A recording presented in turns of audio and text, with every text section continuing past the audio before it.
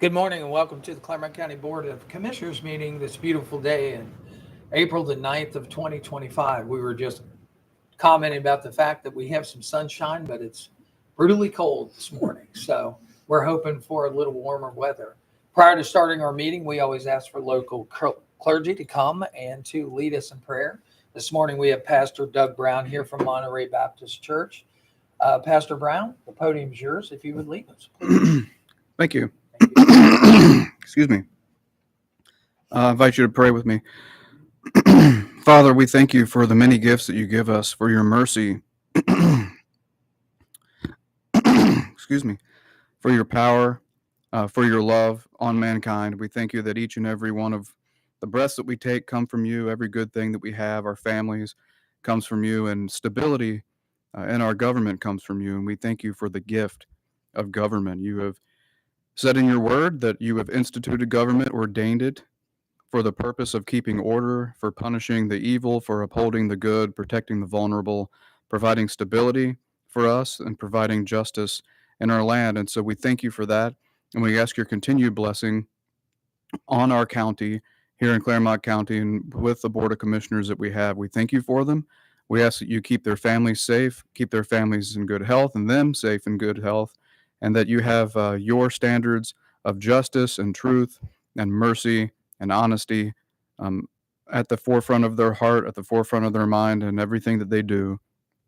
And we also thank you, above all these things, for your Son, Jesus Christ, that through his perfect life and faith in him, his death, his resurrection, we can be reconciled to you. Lord, Easter is coming up in just a couple weeks, and even so many people who aren't particularly religious or going to church, the impact of your Son's resurrection still reverberates through all of our society. And it does so because it is true.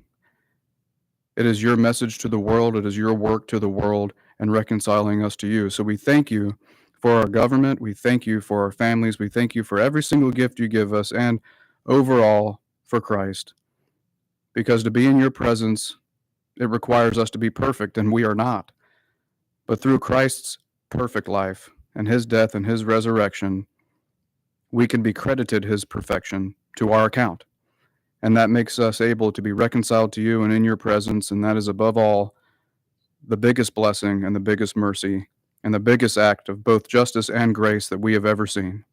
We ask your blessing on our lives and on this county. In Jesus' name, amen. Amen. And now to start our meeting, Commissioner Batchelor, would you please lead us in the pledge? Thank you.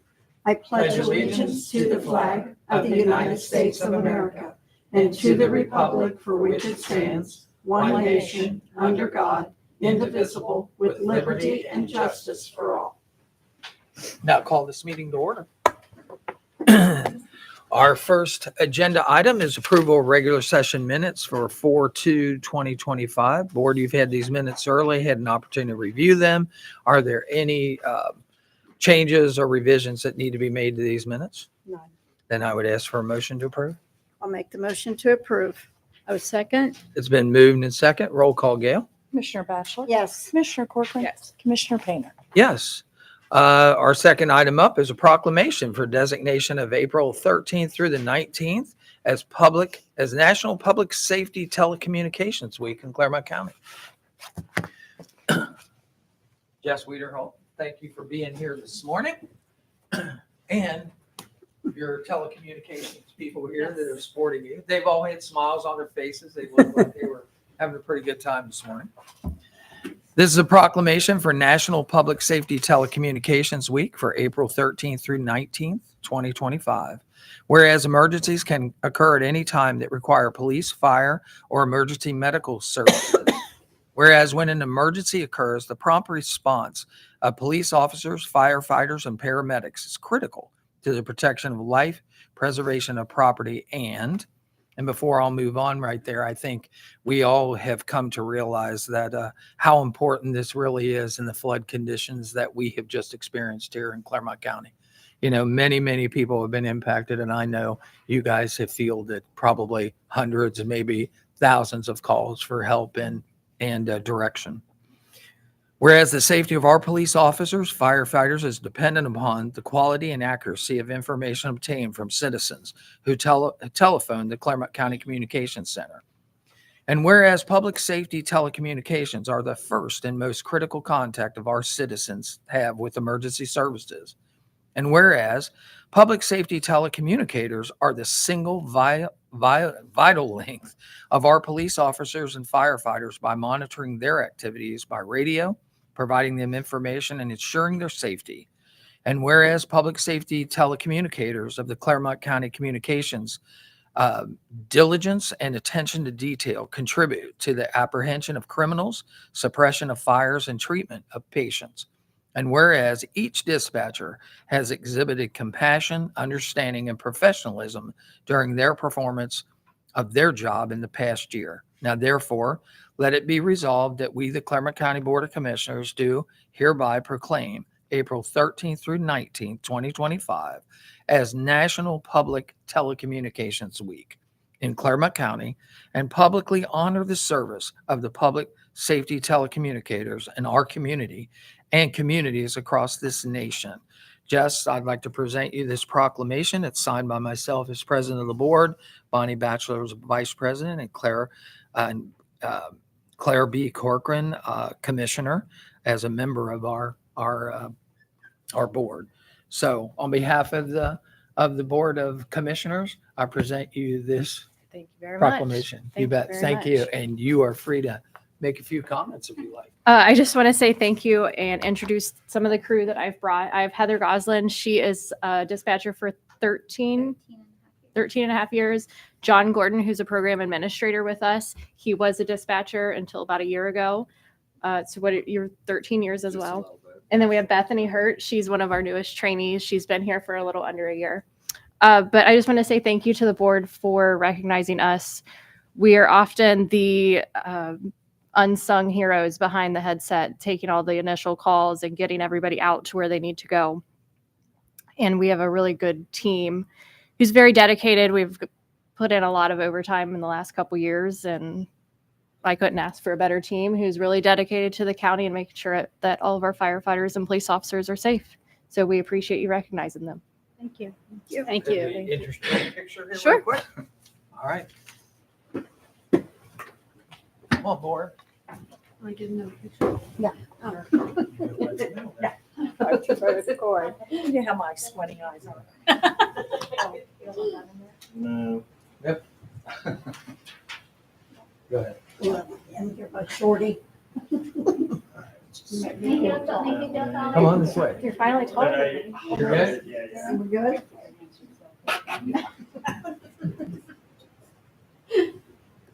All right. Look here, and we'll go in 3, 2, 1. And one more. We'll go in 3, 2, 1. All right. All right. Yeah. Uh-oh. We gotta There you go. hold- Put it right We in gotta there. hold a sign. You gotta hold I sign. didn't sign up for this. I didn't It's a sign up. for that. You got bonus. It's a bonus. it. See, this is how we do it. We just keep adding signs in, you know what I mean? So wait till you see the next petition. Well, we got all the way up to 2030. Oh, gosh. All right. Take 2 more. We'll go in 3, 2, 1. Stop. We'll go in. Look here. Go in 3, 2, 1. No, I thought you were going to click again. Everybody. No. My cheeks did. I'll smile that off. Thank you, guys. Thank you. Thank Thank you so much. All righty. Yeah. Thank you, guys. Bye, Jess. Thank you. That's another one of my adopted kids.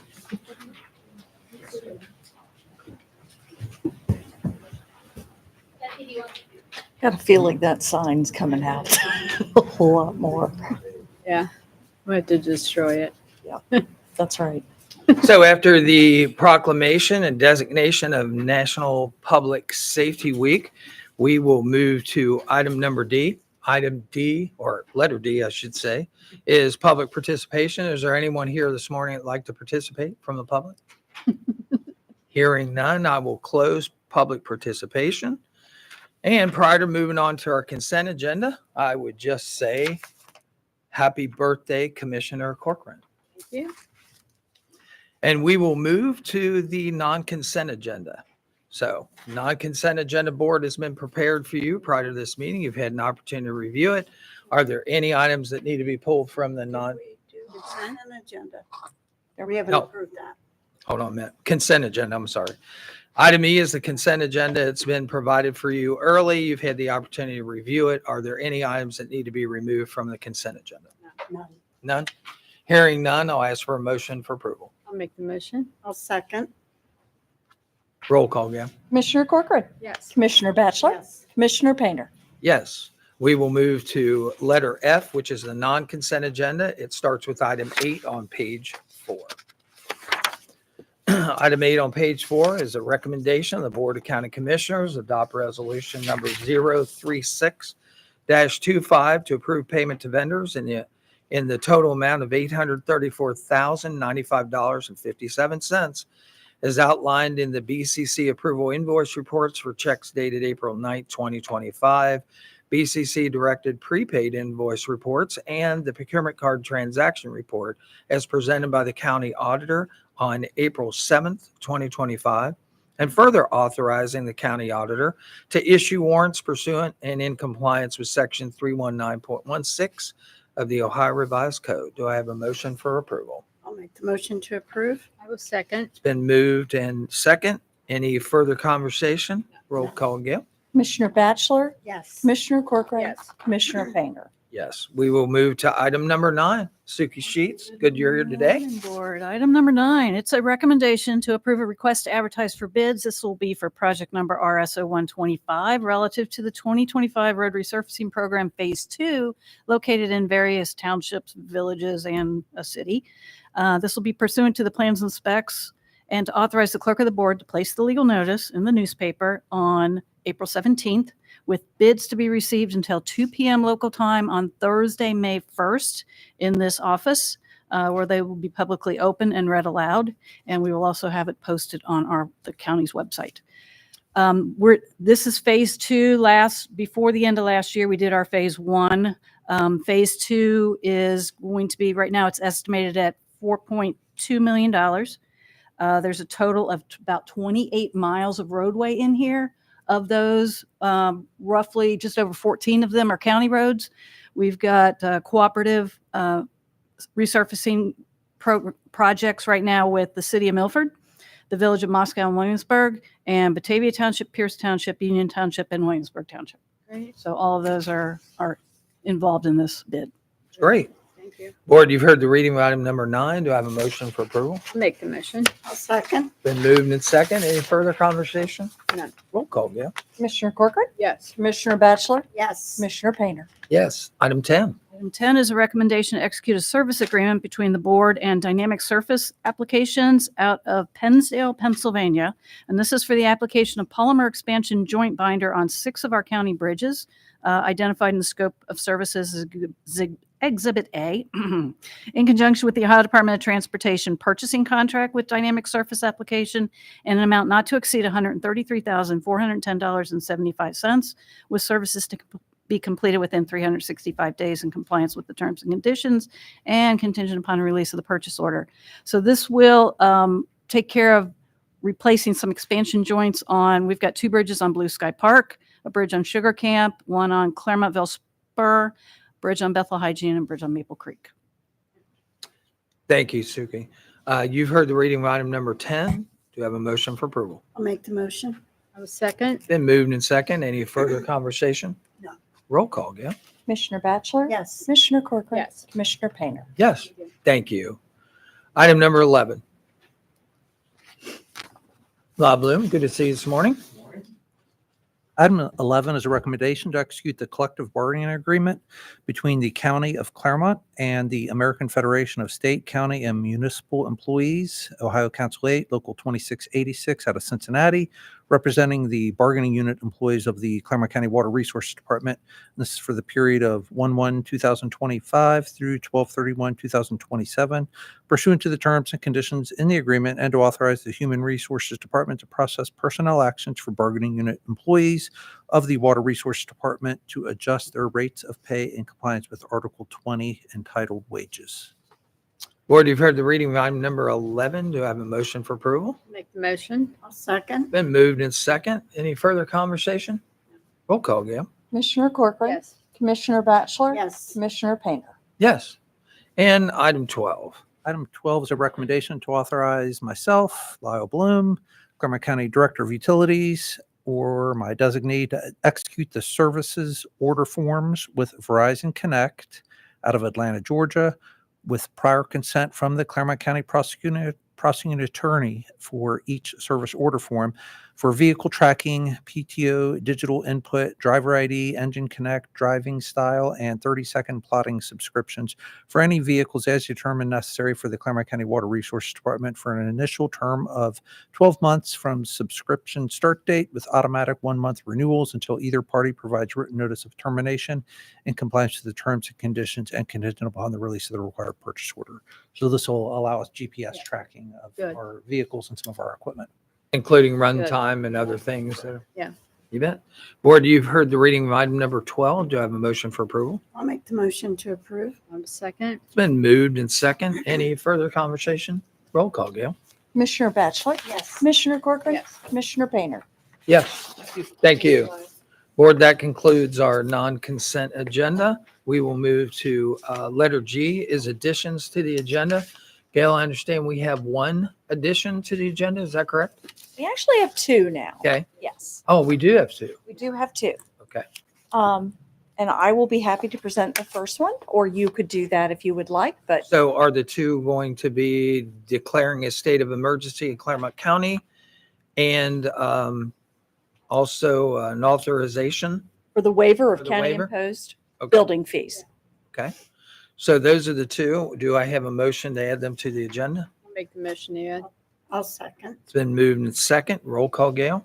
Commissioner Corcoran. Yes. Commissioner Batchelor. Yes. Commissioner Painter. Yes. So we have added those two to the agenda. We will take the state of emergency first. This is a recommendation to adopt resolution number 037-25, declaring that a state of emergency exists and will continue to exist in Clermont County, Ohio, as it relates to accumulative adverse effects of the rainstorms and Ohio River flooding, pursuant to and in compliance with all appropriate laws, statutes, ordinances, and resolutions, and particularly Chapter 5502 of the Ohio Revised Code, and further authorizing all necessary emergency authority for protection of the lives and property of the people of Clermont County and the restoration of local government within a minimum of interruption. Board, you've heard the reading of this motion. Do I have a approval? I'll make the motion. Okay, I'll make the motion declaring the state of emergency in Clermont County. there you go. It's been moved in second. Any further conversation? No. No. Okay. Roll call, Gail. Commissioner Batchelor. Yes. Commissioner Corcoran. Yes. Commissioner Painter. Yes. And then the second one? Second item is with Bruce Grace. Morning, Bruce. Here we go. I didn't realize you didn't have a copy. Morning. Morning. As you all know, there's a major flood event happening right now. So the Clermont County Building Department Division of Community and Economic Development, the Building Division Resolution number 038-25 to authorize the waiver of county imposed building and inspection fees for permits and inspection related to the damage of buildings and structures resulting from the severe flooding within Clermont County. Thank you. Board, you've heard the recommendation to waive the fees imposed for building inspection fees for permits and inspections due to the current emergency flooding that we've had in our county. Do I have a motion for approval? I'll make the motion to adopt resolution number 038-25. Do I have a second? I'll second. It's been moved and second. Any further conversation or discussion? Roll call, Gail. Commissioner Corcoran, Yes. Commissioner Batchelor, Yes. Commissioner Painter. Yes. Thank you. Thank you. Thank you. Any other additions at this time? None that we have. Okay, then we will move to letter H. Letter H is I'm requesting an executive session in accordance with pursuant to section 121.22 G1 and G3 of the Ohio Revised Code to consider the employment or compensation of a public employee or more public employees. And second, to confer with the attorney for the board concerning disputes involving the public body that are subject to pending or imminent court action. Do I have a motion to go into executive session? I'll make the motion. Have a second? It's been moved and second. Roll call, Gail. Commissioner Batchelor, Yes. Commissioner Corcoran, Yes. Commissioner Painter. Yes, we will move to executive session. We will return and conduct further business. Thank you.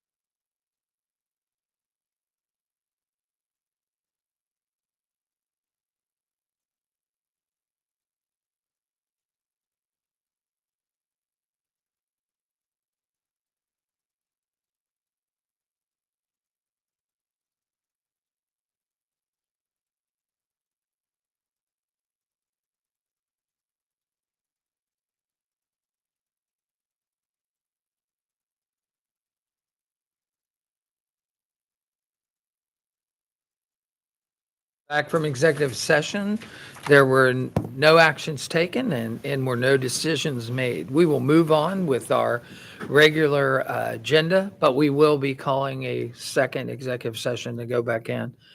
We are at letter I, county staff and elected officials discussion. Pam Hovercost is here, our director of emergency management agency, and she is going to give us a flood update. Pam, thanks for being here this morning. Morning, Pam. Thanks for all you do. Morning. Thank you for letting me come in. So my name is Pam Havercost. I'm the Clermont County Emergency Management Agency Director, and I'm here to give you an update about where we're at with our Joint Unified Command Emergency Operations Center activities. So we still have a unified command post set up down in Richmond. Even though the water is starting to recede, we still have many roads that are closed, and they will continue to be closed even as the water recedes because our public works agencies, so Ohio Department of Transportation, the county engineer, or the local road and service department needs to get out there to push off the debris, any debris that might be on the road. They also need to clean the road, and then they will inspect the road to make sure that it's in good working condition for people to travel on. We do have a couple of different bridges that have been closed. And again, that process is going to take a little bit more time. Most of those bridges are managed and maintained by the Ohio Department of Transportation. They have a bridge inspector that's going to be working with them for the next few days. And they hope to have all the bridges reopened sometime Friday into Saturday. So hopefully, but they need the water to recede enough so that they can get underneath the bridge to do the assessment. And again, they have the same process. They're going to clear the bridge, they're going to clean the bridge, they're going to assess the bridge, and then they'll reopen it. So again, we need to be reiterating to the public not to drive around or move road closure signs because there's a reason that they're still there. Before I left our last meeting, the county engineer did share that they were able to open Laurel Moscow Road. So that's good. So we are starting to reopen access points throughout the county. Other things that we're working on is right now, as the water starts to recede, we are working with our fire and EMS partners to do damage assessment. And again, this is the rapid damage assessment portion. They're doing an external assessment of the structure to identify if it's a major, minor, destroyed, or affected. That information is helpful to us in the submission of through the Ohio Emergency Management Agency, and that information is useful to the governor as he works at all of the impacts from the last 7 or 8 days to see if we're going to put in for a state disaster declaration and then potentially a federal declaration. So on that same note, they're looking at combining all of these storms. So it's not just the Ohio River flooding and the Ohio River communities that have been affected.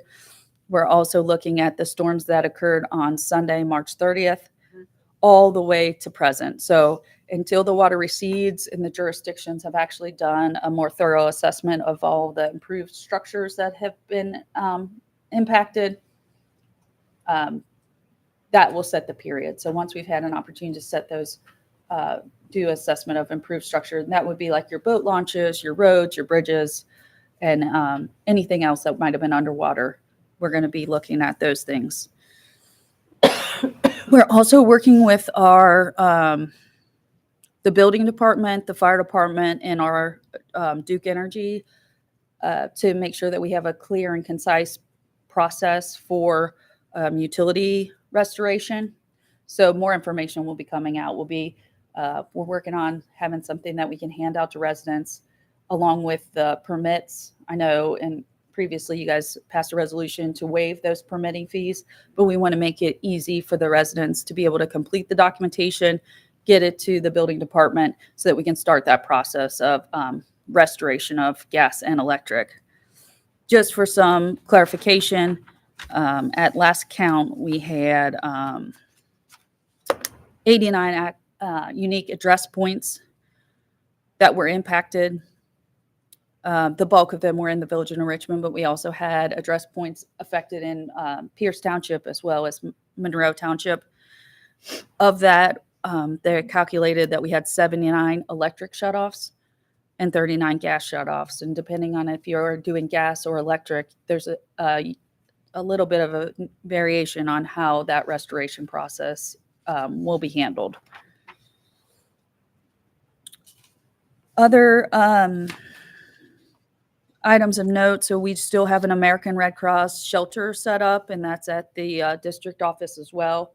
We have had some residents take to use the shelter, and so we still have residents that are using the shelter, and the shelter will stay open. But as the water starts to recede, we'll be planning for that demobilization in the near future. Again, we'll give all of the residents plenty of time to make alternate arrangements, and then we'll work with them too on identifying a temporary housing solution if they're unable to go back into their previous residence.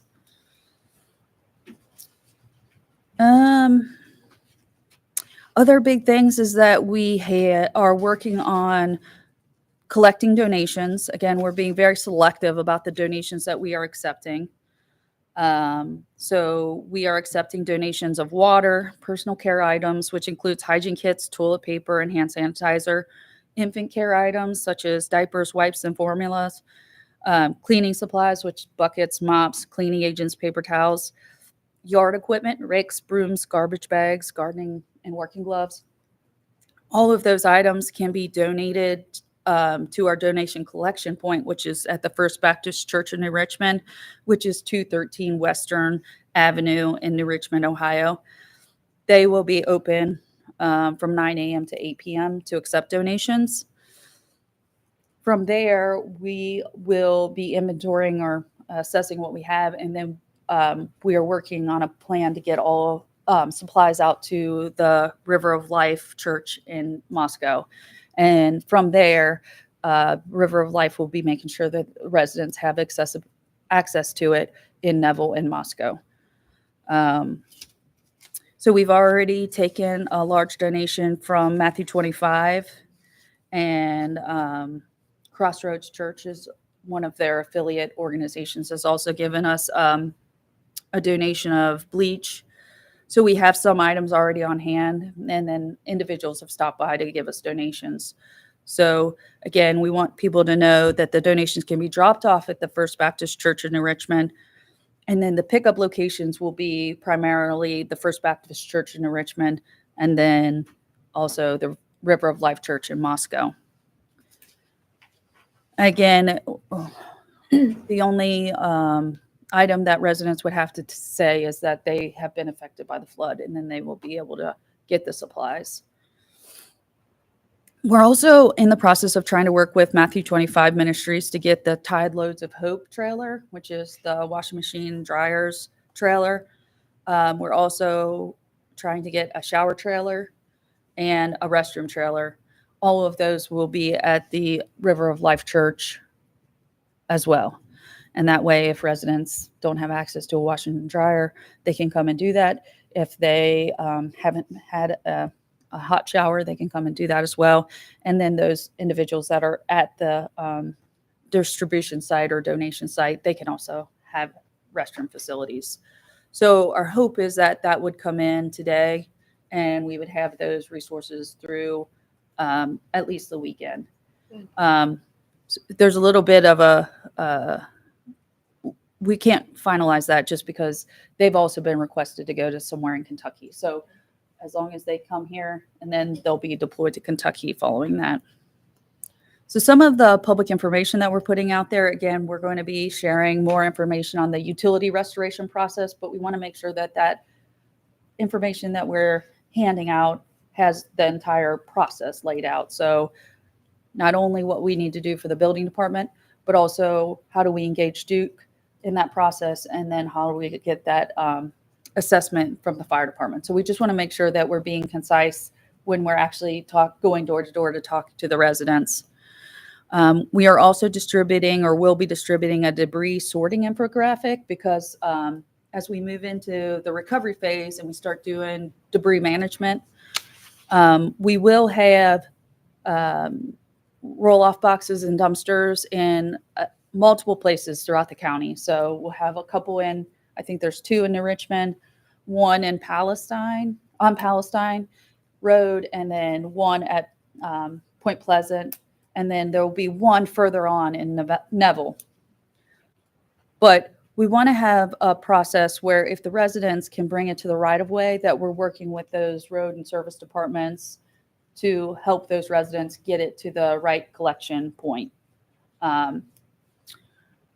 Hannah with the Adams Clermont Solid Waste District has already been working with the local jurisdictions and their normal trash collection service to either have extra collection and also to reschedule collection if the water was impeded their normal collection day. So if residents can dispose of items through their normal collection process, so if it's Rumpke or if it's Republic, we would want them to do that. And then those items that Rumpke or Republic is not picking up, we would then want them to bring to the right of way, or if they can, take it to one of these roll-off boxes so that it can be disposed of. As I said, we'll have a separator graphic so that they know how to separate those items. The concern was hazardous materials and household hazardous waste. There will be a separate process for household hazardous waste and any hazardous materials. So we kind of have that lined out, but we want to make sure that the residents truly understand that as they move through the process. Let's see, anything else that I missed?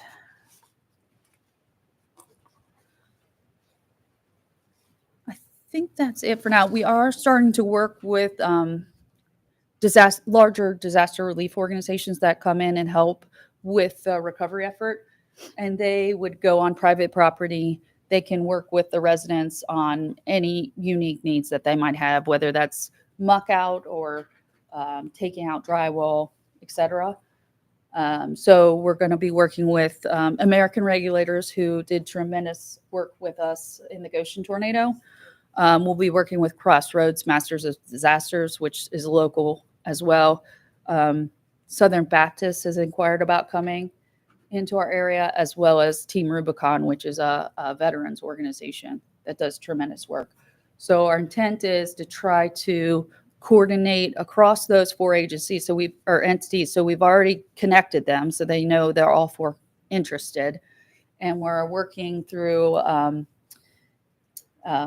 national platform where we will be providing them with the information, and then they would be able to identify which properties they could work on or which tasks they could work on, and then they can check it off. So hopefully it would improve that coordination. Again, at this point in time where I think all of these organizations are relatively lean in terms of personnel, volunteers, resources. So we want to be as efficient as possible so that we're maximizing what we have available to us, and also reducing that duplication of effort, which tends to happen in a disaster scenario. So our intent is to try to improve that coordination before they get here, so they can run more efficiently, and also so that the residents know that when someone comes and knocks on their door, that it's a vetted organization and they're not going to be charged for anything.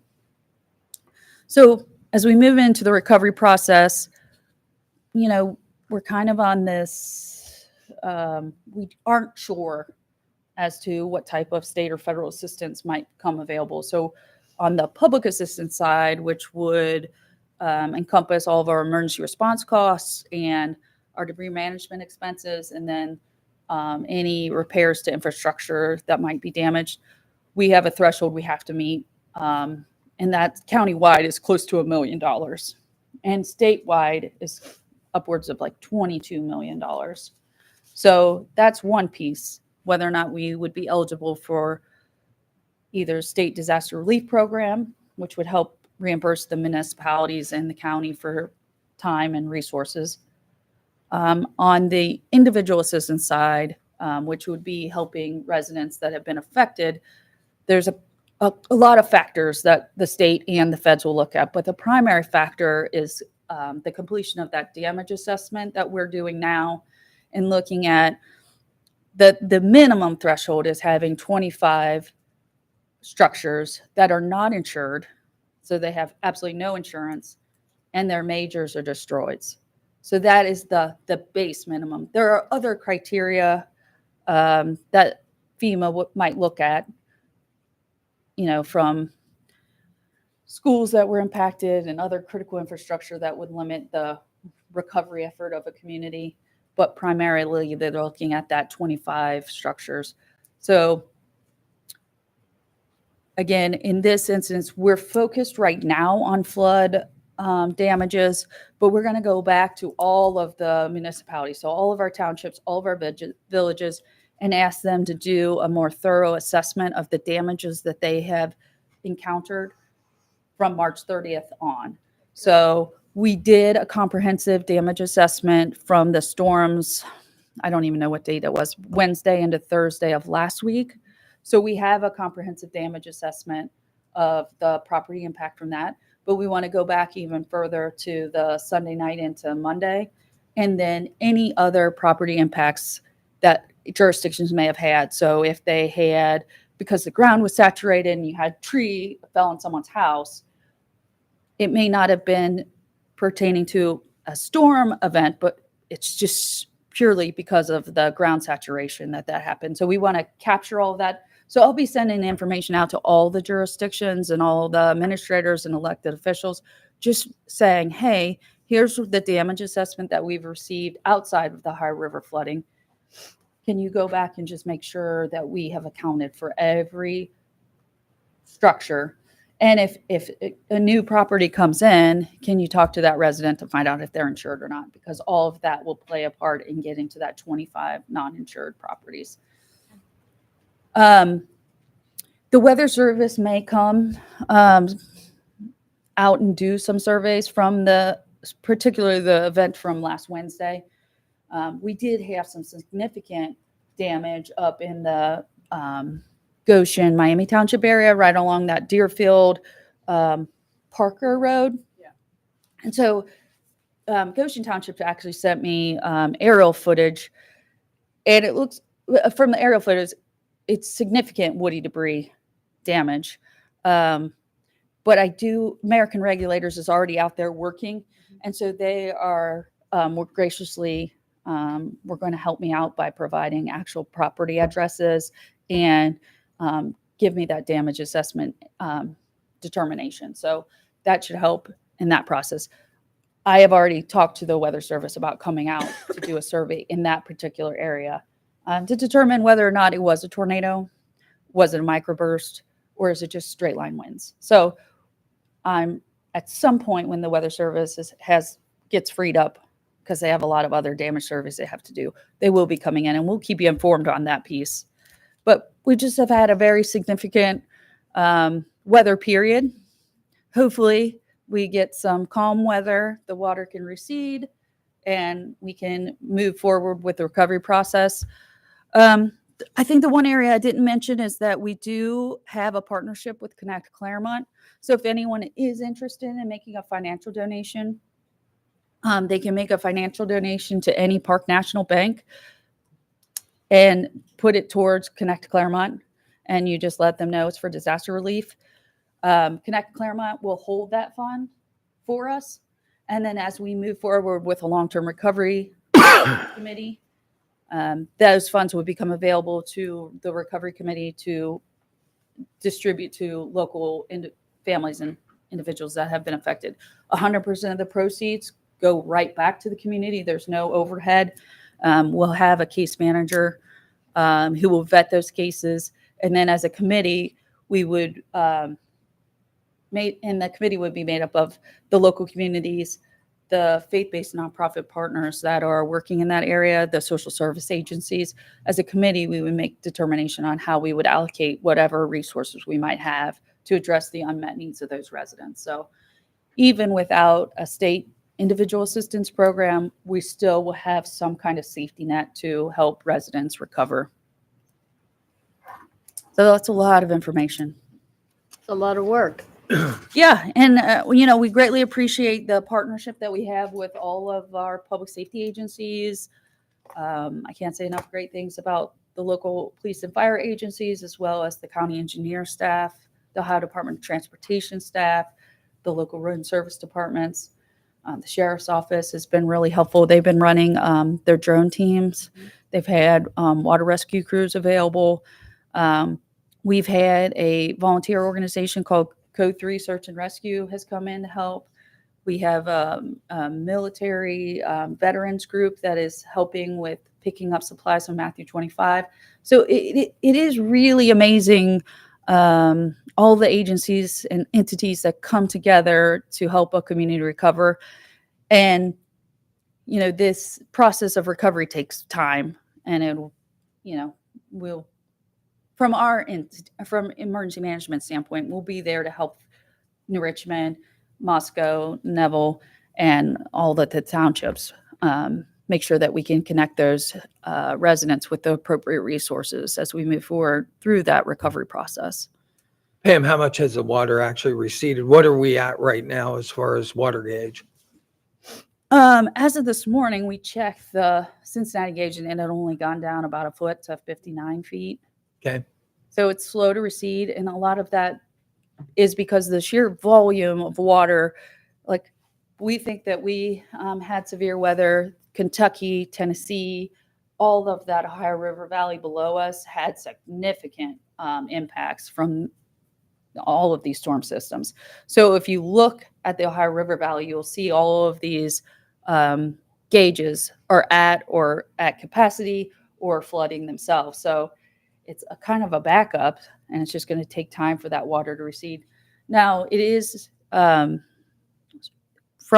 anecdotally, you know, our road and service departments are saying, hey, it's receding quicker than they anticipated. So that's good news on the front of being able to open a lot of these roads and bridges. So we'll kind of have to wait and see. But the hydrograph has it down. And that's the only comment on that, is that obviously you guys know, but from somebody who grew up in that particular environment, it's essential that these people get to these houses as that water recedes, because the damage that will happen if you can't get in the home is astronomical compared to what you can mitigate while that water is receding. Because while the water is receding and stuff's wet, it's easy to wash down the walls. It's easy to get towards the basement, you know, to bring. So that brings a couple critical things. One thing brings is that, you know, I would hope that no one in New Richmond is impacted from trying to get to their residence if they can get to it. I would think that we make that possible no matter what. And that, you know, if they need to come down 132 and somebody's got a sign up, they need to be able to get to their house, you know. So I totally understand that and them taking a look at it. But many people who live in New Richmond are more than well versed about how to get down to the residents. So I would hope that we don't impact that, because that's critical. Absolutely. No, and I think the 132 Fagan's Run access point. Yep. I know yesterday, Ohio Department of Transportation was able to clear at least one lane of passage, and they had a portable light set up so that they could keep traffic flowing without impeding and having two lanes of traffic merge into one. So I know they reopened that yesterday with intent of, as soon as it could, the second lane could be open, they would then take out that portable light. So I know that's open. They needed some debris pushed off of there. You know, it kind of encroached on the roadway. No question. When they were honestly talking to ODOT, they've been very helpful and very communicative, but they wanted to keep that open as well as there was an access point in the Neville area that they were trying their best to keep open.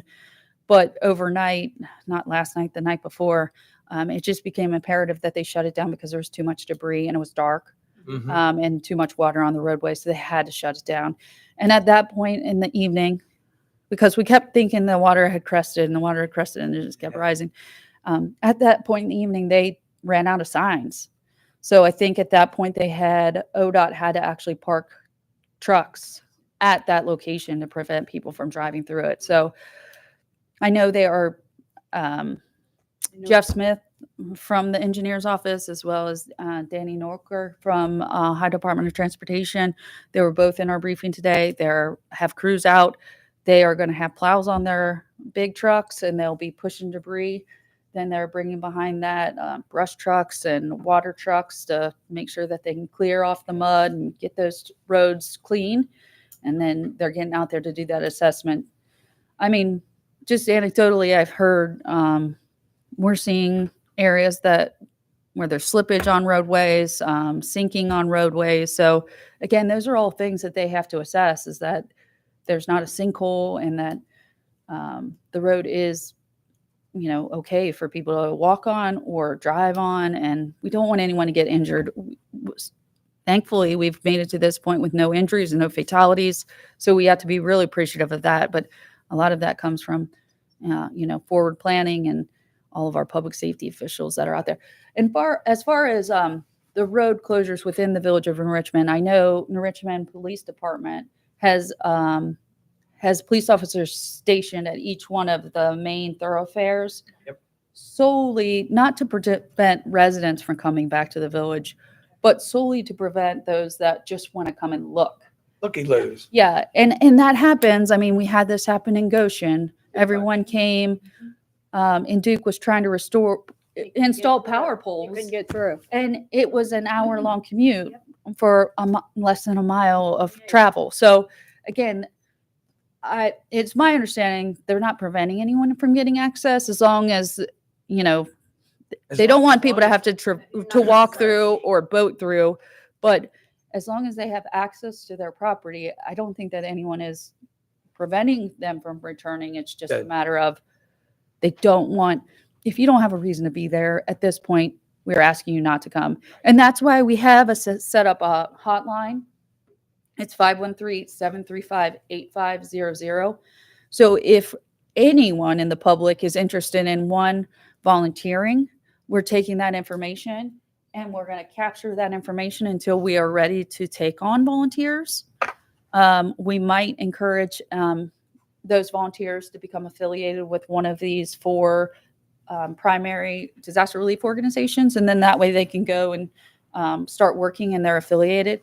For the unaffiliated volunteers, we're in the process of trying to plan, are we going to do community cleanup days where we set up our volunteer reception center and we process those spontaneous volunteers. And then we send them out on specific, unique work details with supervision. So we haven't set that up, but that's on the horizon if we need that. The challenge we're up against is the holidays. So Sunday being Palm Sunday and next Sunday being Easter. And honestly, from a public safety standpoint, we've all been working since March 30th. So while our EOC didn't officially activate until Sunday, all of us are tired. Yes. So, and it takes a lot of coordination to manage a large number of volunteers. And it's not just getting them there, it's making sure that they're dressed appropriately and they have the equipment and they have a defined role.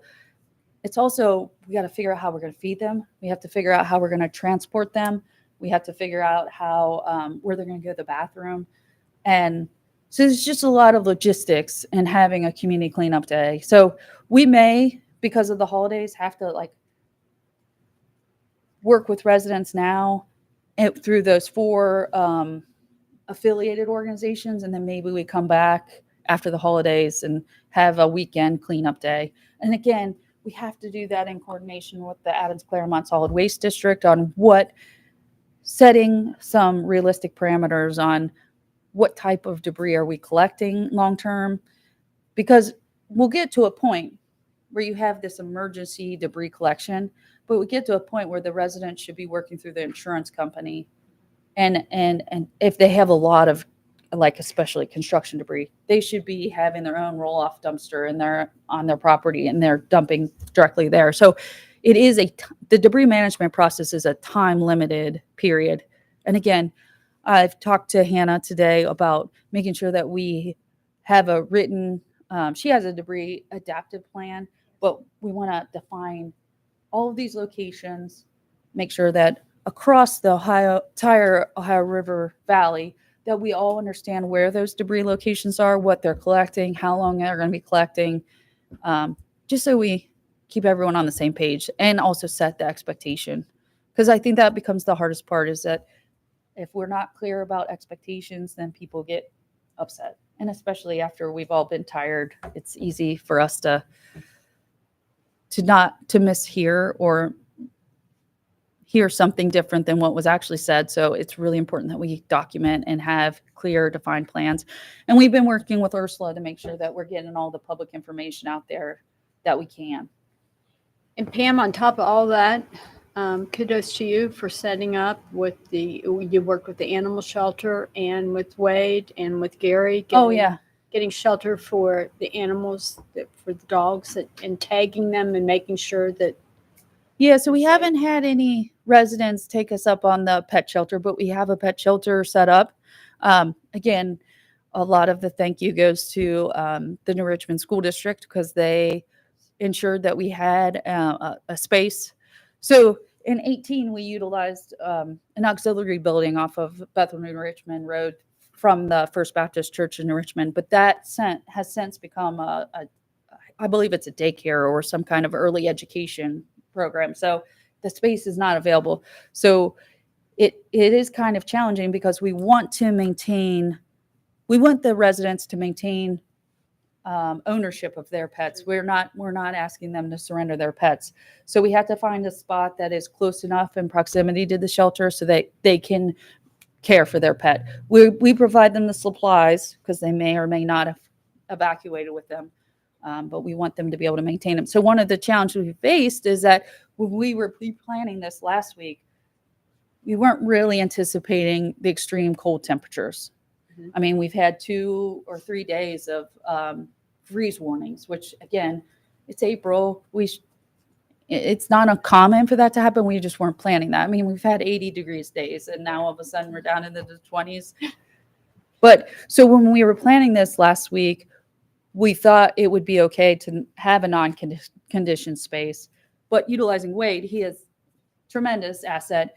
He figured out he got us a generator, he got us heating units, he got us lighting units to make sure that if any resident did come, that they would feel comfortable putting their pet in that space while they were in the shelter, and then they could come and walk and take care of their He pet. got cages, he got beds. He did everything. Food and everybody, and they strung all the lighting, so it was ready to go. Thank you for remembering to do that. Yeah, and Wade is also helping us now with this coordination of the donations distribution. So it's really helpful for me, because we just don't have enough bodies. So it's helpful to be able to delegate to someone who has a plethora of knowledge about the county in general. So we greatly appreciate that you were willingness to allow us to utilize his time and expertise. Thank you so Thank you. much. Great job. Thanks. Thanks, Pam. Thank you. And thank all of those agencies that were part of that response. Yeah, thank you. So we will be working through, we talked about this morning, we will be working on a demobilization plan. Mm-hmm. So it's not that we're ending our involvement or ending the response. It's that we're in this process of transitioning from a public safety response into recovery operations. And in those recovery operations, we don't need to be taking over New Richmond School District space. New Richmond, as a school district, they want to get back into session. Right. They do. And we need to, move from their space, and we'll have a much smaller footprint in the village. And again, with the technology, we can have virtual meetings and pull together all the partners.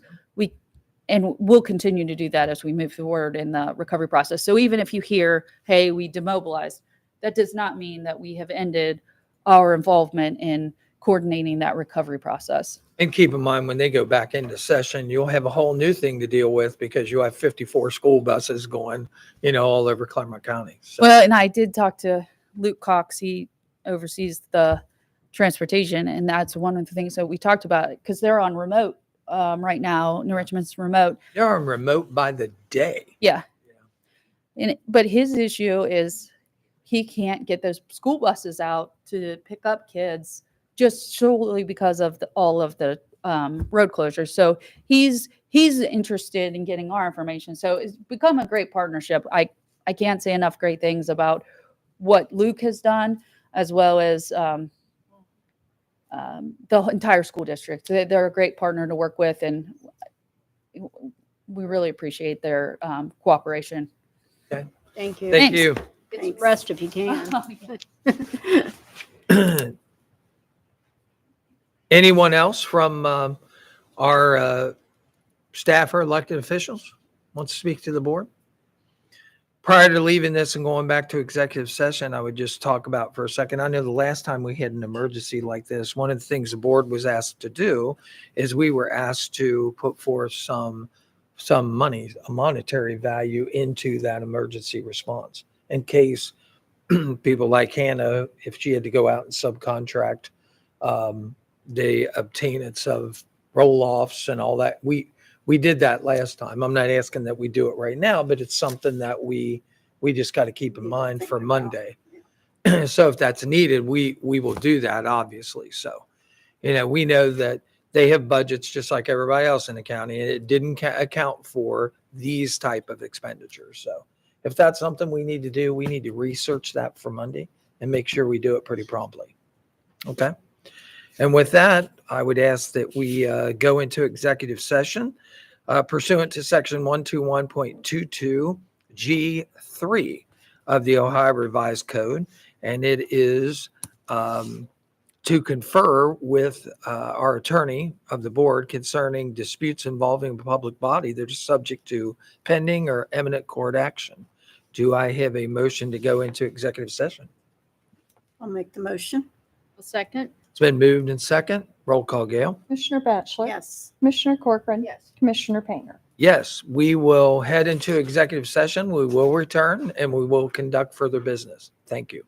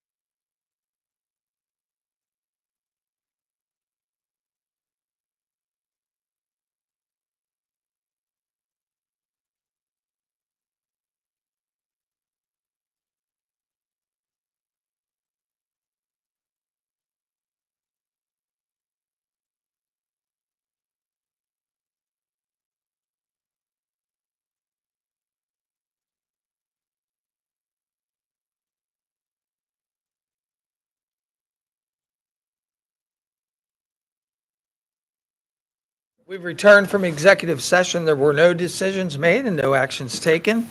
We will move on with our regular agenda. We had already talked about letter I, staff and county elected official discussions. And now we have moved to J for member comments. Board member comments? I would just say, keep the people in New Richmond and all of our community that has been affected by the flood in your thoughts. And one thing I heard someone say, when they are able to get the restaurants and the businesses open back up, support them to help them get back on their feet. You bet. Anything else? I would just say, for all those folks in New Richmond, be safe and do the right things so that you can get back in your houses and get cleaned up. And to all those folks like me, all you river rats, keep doing it safely. I'll talk to you later, and we will see you this coming Monday. Yep. Yes. Thank you. Motion? Yes, and I would ask for a motion to adjourn the meeting. I'll make that motion. I'll second. It's been moved and second. Roll call, Gail. Commissioner Corcoran. Yes. Commissioner Batchelor. Yes. Commissioner Painter. Yes, have a great Palm Sunday and a great Easter. I'll talk to you later.